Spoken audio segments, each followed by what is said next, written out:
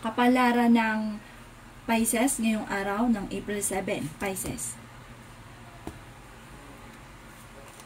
Sinasabi po dito ng ating tarot card Pisces na maaaring magiging mainitin daw po ang inyo pong ulo.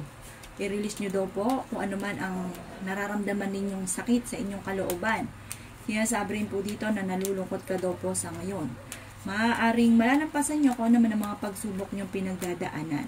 Parang meron ka pinaplanong puntahan, pag-isipang mabuti kung ikaw ay tutuloy.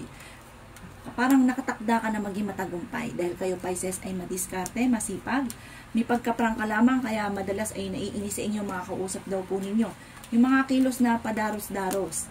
Sabi rin po dito na maaaring kayo daw po ay may paparating na tunay na pag-ibig sa mga single at sabi po dito ingatan nyo ang inyong pong kalusugan.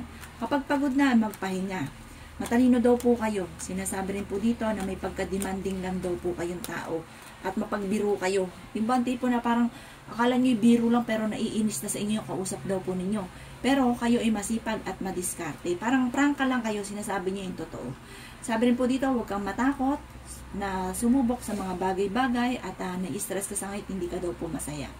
At sabi dito, ipahinga isipan dahil maaaring magkaroon ka ng karamdaman at mauwi sa depression ang problema ninyo. Ang lucky color ninyo ay red at ang lucky number ninyo ay 17.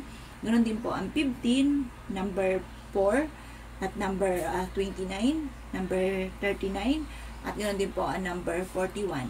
Good luck po!